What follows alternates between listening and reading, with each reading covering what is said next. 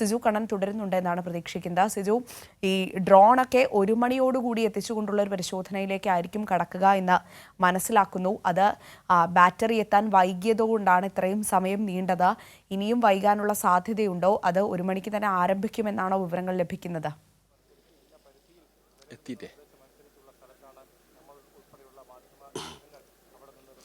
അല്പസമയത്തിനകം ഈ ഡ്രോൺ ഉപയോഗിച്ചുള്ള പരിശോധന ആരംഭിക്കാൻ കഴിയുമെന്നാണ് പ്രതീക്ഷിക്കുന്നത്. ഇത് 11 മണിയോടുകൂടി തന്നെ 11:30 തന്നെ ഇതിന് നേതൃത്വം നൽകുന്ന റിട്ടയർഡ് മേജർ ജനറൽ ഇന്ദ്ര ബാലൻ അതിന്റെ നേതൃത്വം ഏറ്റെടുത്തിരുന്നു. രക്ഷാദൌത്യത്തിന്റെ നേതൃത്വം ഏറ്റെടുത്തിരുന്നു. ഇപ്പോൾ അദ്ദേഹത്തിന്റെ മേൽനോട്ടത്തിലും നിർദ്ദേശമനുസരിച്ചുമാണ് കാര്യങ്ങൾ മുന്നോട്ട് പോകുന്നത്. നേരത്തെ തന്നെ ഇവരുടെ കയ്യിൽ ഒരു ഡ്രോൺ സംവിധാനമുണ്ട്. എന്നാൽ അതിനേക്കാളും നൂതനമായ സംവിധാനമുള്ള ഐബോൾ സംവിധാനം ഉപയോഗിച്ചുകൊണ്ടുള്ള പരിശോധനയാണ് ഇപ്പോൾ നടക്കുന്നത് എന്നാണ് മനസ്സിലാക്കുന്നത്. ഏതായാലും അല്പസമയത്തിനകം ഈ പരിശോധന ആരംഭിക്കും. 11 മണിയോടുകൂടി ആരംഭിക്കും എന്നാണ് അറിയിച്ചിരുന്നത്. എങ്കിലും ബാറ്ററി കൊണ്ടുവരുന്നത് ട്രെയിൻ വൈകിയതിനെ തുടർന്നാണ് ഇതിലേക്ക് ചെറിയൊരു ഡിലേ ഉണ്ടായിരിക്കുന്നത്.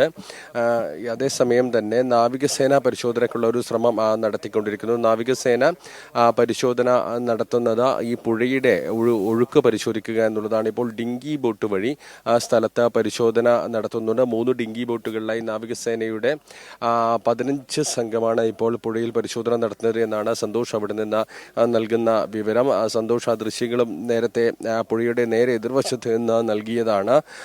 ഈ പുഴയിലേക്ക് ഇവരുടെ മുങ്ങൽ വിദഗ്ധർക്ക് ഇറങ്ങാൻ സാധിച്ചിട്ടില്ല. കാരണം വലിയ കുത്തൊഴുക്ക് നേരിടുന്നു. അതോടൊപ്പം തന്നെ അടിയൊഴുക്കും വളരെ ശക്തമാണ്. ഈ മൺതിട്ടക്കും അതോടൊപ്പം തന്നെ കരയിൽ നിന്ന് 20 മീറ്റർ ദൂരത്തിലാണ് ഈ ട്രക്ക് ഉള്ളത് എന്നാണ് കഴിഞ്ഞ ദിവസം കർണാടക സർക്കാർ ഔദ്യോഗികമായി സ്ഥിരീകരിച്ചത്. 15 അടി താഴ്ചയിൽ ഏതാണ്ട് 5.5 മീറ്റർ 6 മീറ്റർ ആഴത്തിലുമാണ് ഈ ട്രക്ക് ഉള്ളത് എന്നാണ് മനസ്സിലാക്കുന്നത്. ആ ഒരു പ്രത്യേക സ്ഥലം കേന്ദ്രീകരിച്ചാണ് ഇപ്പോൾ പരിശോധന നടത്താൻ തീരുമാനിച്ചിരിക്കുന്നത്. കാലാവസ്ഥ കൂടി അനുകൂലമാകണം. നേരത്തെ ശക്തമായ മഴയും കാറ്റുമെല്ലാം ഉണ്ടായിരുന്നു. അത് ഈ ഡ്രോൺ ഉപയോഗിച്ചുള്ള പരിശോധനാ സമയത്ത് കാറ്റുണ്ടാകാൻ പാടില്ല. കാരണം കൃത്യ സ്ഥലത്ത് അതിന് മുകളിലായി നിശ്ചിത ഉയരത്തിൽ ഈ ഡ്രോൺ നിർത്തിക്കൊണ്ട് വേണം പരിശോധന നടത്താൻ. കാറ്റുണ്ടായാൽ ആ രീതിയിലുള്ള പരിശോധന സാധ്യമല്ലെന്ന് നേരത്തെ തന്നെ ഇന്ദ്രബാലൻ അറിയിച്ചിട്ടുണ്ട്. ഈ പരിശോധന അല്പസമയത്തിനകം ആരംഭിക്കുമെന്നാണ് മനസ്സിലാക്കുന്നത്. ഏതായാലും പരിശോധനയിൽ കൃത്യമായും ഇത് ട്രക്കാണെന്ന് സ്ഥിരീകരിക്കാനും അതിന്റെ ക്യാബിൻ ഭാഗം കണ്ടെത്താനും കഴിഞ്ഞാൽ അത് പുഴയിൽ നിന്ന് ഉയർത്തുക എന്ന ശ്രമകരമായ ദൗത്യമാണ് ഉള്ളത്. പുഴയിൽ അടിഞ്ഞുകൂടിയ കല്ലും അതോടൊപ്പം തന്നെ മണ്ണുമെല്ലാം തന്നെ മരത്തടികളുമെല്ലാം തന്നെ നീക്കം ചെയ്യുന്നതിനു വേണ്ടി ബൂം എക്സ്കവേറ്റർ ഉപയോഗിച്ചുള്ള പരിശോധന നടന്നുകൊണ്ടിരിക്കുന്നു.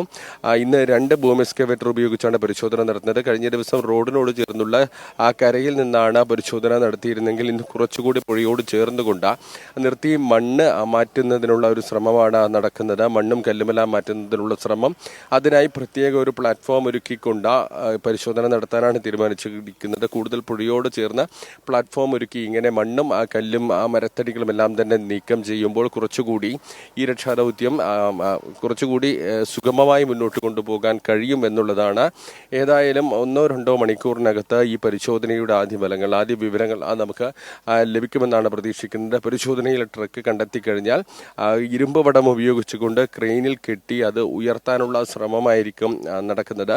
കർണാടക സർക്കാരാണ് ഇക്കാര്യം ഔദ്യോഗികമായി ഇത് അർജുൻ സഞ്ചരിച്ച ട്രക്കാണെന്ന് കൃത്യമായി സ്ഥിരീകരിച്ച ഒരു വിവരം നൽകിയത്. അതിന്റെ അടിസ്ഥാനത്തിലാണ് ഇത്തരം വിവരങ്ങൾ നമുക്ക് നൽകാൻ സാധിക്കുന്നത്.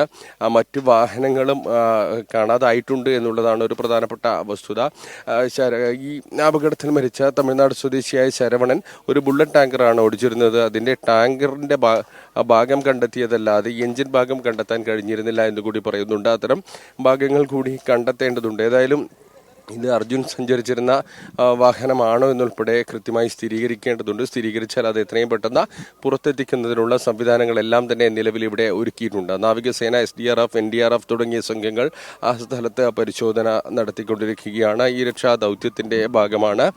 ആംബുലൻസ് സൗകര്യമെല്ലാം തന്നെ സ്ഥലത്ത് കൂടുതലായി ഏർപ്പെടുത്തിയിട്ടുണ്ട്. കൂടുതൽ ആരോഗ്യവകുപ്പുമായി ബന്ധപ്പെട്ട പ്രവർത്തകരുമെല്ലാം തന്നെ സ്ഥലത്ത് നിലയുറപ്പിച്ചിട്ടുണ്ട്. അർജുനെ കണ്ടെത്താൻ കഴിഞ്ഞാൽ ഉടനെ തന്നെ പുറത്തെത്തിച്ച് മറ്റ് അതുമായി ബന്ധപ്പെട്ട സൗകര്യങ്ങളെല്ലാം തന്നെ ഒരുക്കിയിട്ടുണ്ട്. അഞ്ജന.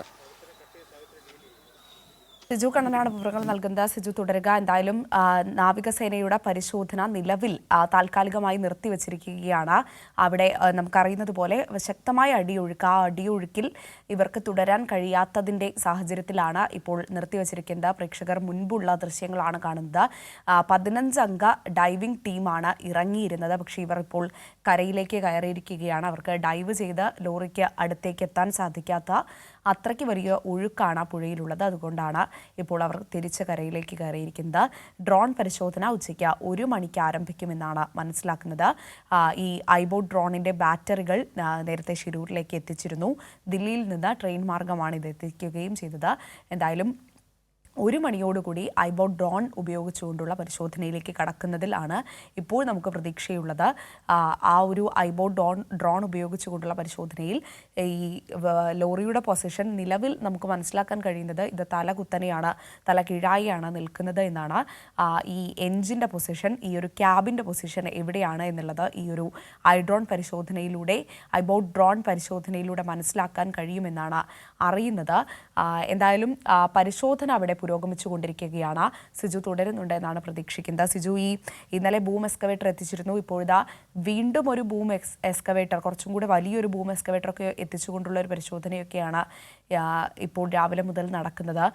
അതായത് എല്ലാ തലത്തിലുമുള്ളൊരു പരിശോധനയിലേക്ക്, വ്യാപിപ്പിച്ചുകൊണ്ടുള്ളൊരു പരിശോധനയിലേക്കാണ് കടക്കുന്നത് എന്നാണ് മനസ്സിലാക്കുന്നത്.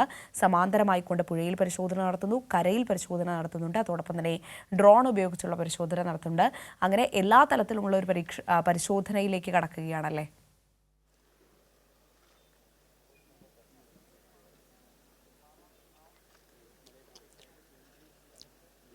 കഴിഞ്ഞ ദിവസം 9-ാം ദിവസം വൈകുന്നേരം വളരെ നിർണായകമായ വിവരങ്ങൾ ലഭിച്ചതിന് പിന്നാലെ കൂടുതൽ ഏകോപിപ്പിച്ചുകൊണ്ടുള്ള ഒരു പരിശോധനയ്ക്കാണ് 10-ാം ദിവസം സാക്ഷ്യം വഹിക്കുന്നത്. അതിന് റിട്ടയർഡ് മേജർ ജനറൽ ഇന്ദ്രാ ബാലനാണ് നേതൃത്വം നൽകുന്നത്. അദ്ദേഹത്തിന്റെ നേതൃത്വത്തിൽ ട്രക്കാണെന്ന് കഴിഞ്ഞ ദിവസം കണ്ടെത്തിയ പ്രദേശത്ത് കൂടുതൽ പരിശോധന നടത്തും. നൂതനമായ സാങ്കേതികവിദ്യ ഉപയോഗിച്ച് ഡ്രോൺ ഉപയോഗിച്ചുള്ള പരിശോധനയാണ് നടക്കുന്നത്. ഇവരുടെ കയ്യിൽ 2 ഡ്രോൺ സംവിധാനമാണ് നിലവിലുള്ളത്. അത് ഉപയോഗിച്ചുള്ള പരിശോധന അല്പസമയത്തിനകം തന്നെ ആരംഭിക്കാൻ കഴിയുമെന്നാണ് മനസ്സിലാക്കുന്നത്.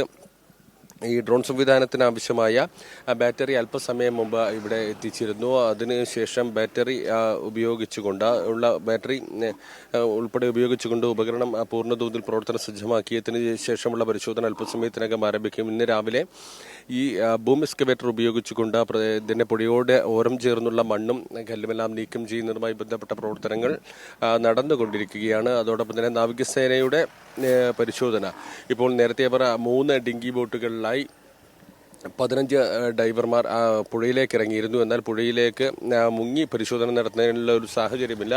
അടിയൊഴുക്ക് വളരെ ശക്തമാണ്, കുത്തൊഴുക്ക് വളരെ ശക്തമാണ് എന്നതിനാൽ ഇപ്പോൾ താൽക്കാലികമായി അവർ അത് നിർത്തിവച്ചിരിക്കുകയാണ്. പുഴയുടെ കരയിലേക്ക് കയറിയിട്ടുണ്ട് എന്നാണ് മനസ്സിലാക്കാൻ സാധിക്കുന്നത്. ഏതായാലും കാലാവസ്ഥ കൂടി അനുകൂലമായ ഏതാണ്ട് ഒരു 2 മണിക്കൂറിനകത്ത് വളരെ പ്രധാനപ്പെട്ട വിവരങ്ങൾ ലഭിക്കുമെന്നാണ് പ്രതീക്ഷിക്കുന്നത്. അഞ്ജന. ശരി സിജു, തുടരുക. എന്തായാലും രക്ഷാപ്രവർത്തനം അത് വളരെയധികം ഊർജിതമായി തന്നെ നടക്കുകയാണ്. നമ്മൾ മിനിറ്റുകൾ എണ്ണി കാത്തിരിക്കുകയാണ്. 1 മണിയോടുകൂടിയായിരിക്കും ഡ്രോൺ പരിശോധന നടക്കുക.